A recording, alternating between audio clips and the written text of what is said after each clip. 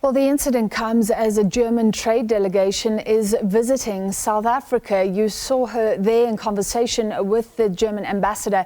Let's speak to SABC News' international editor, Sophie Mokoena. She's at the event that is being hosted by the ambassador.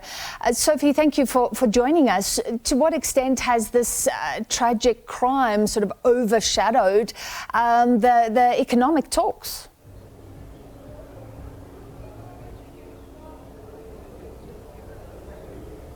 Well, of course, we are still here in Pretoria at the residence of the ambassador of Germany. You have a strong delegation here in South Africa coming here to strengthen trade relations between Berlin and Pretoria. But with me, I have the DG from Berlin in terms of issues related to Africa on trade and investment, who is going to talk to us about this high-powered delegation that I see here in Pretoria. Good afternoon, DG. How are you? I'm fine, thank you. How are you? Fine. Let's start with the sad news. You arrive here, the intention is to strengthen trade relations, build better relationship, but an unfortunate incident in terms of your citizen. Of course, this makes us very sad, and we send our condolences to the family. We do hope that this will sort of in the future not affect the good relations and also the tourism industry here in South Africa. You know that Germany is Germans like South Africa. They like coming here. So we do hope that this incident will be taken good care of by the authorities here, and that it will, as I said, not affect the tourism industry here. And this is what we will work on as well. Turning to the visit, a good visit with prospects of increase in trade volume between the two countries? The visit, we came as a delegation that had bilateral government-to-government negotiations on our development cooperation between Germany and South Africa. We have a very long-standing relationship, almost 30 years of cooperation.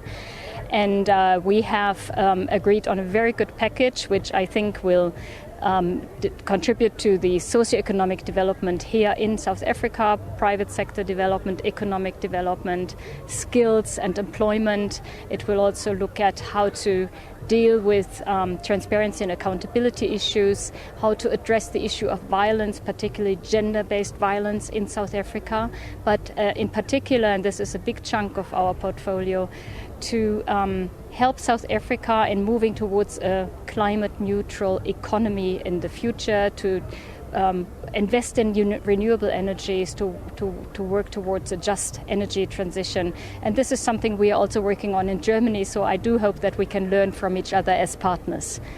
At the time where you have challenges in South Africa on energy, but also globally with the war in Ukraine, countries are affected. I mean, we know that you get a lot of gas in Russia. Other countries are importing oil from Russia. And now there's a huge challenge and the winter in the northern hemisphere.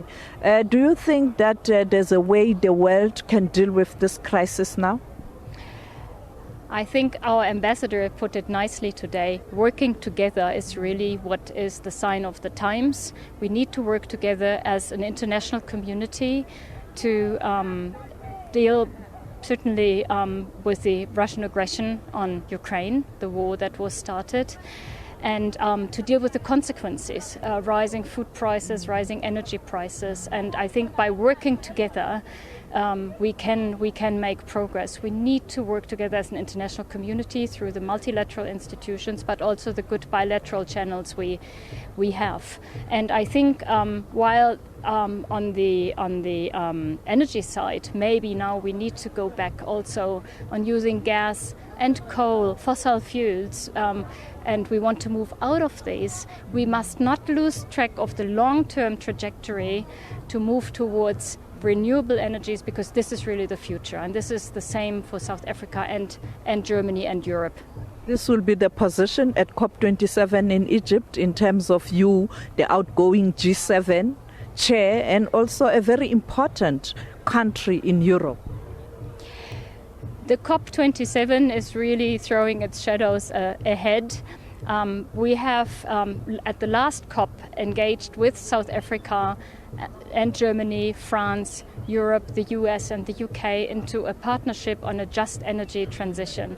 I think these kind of partnerships to address the global climate change issue together is the way to go ahead. I think as Germany we are quite aware of the specific situation here in Africa, and that climate change is hitting here very hardly, though many countries, South Africa is a special case, but many other African countries have actually contributed very little to global greenhouse gas emissions. So we are quite aware of that situation, and as the German government we have been and we are committed to contributing our share to addressing also this transition and also to address climate adaptation programs.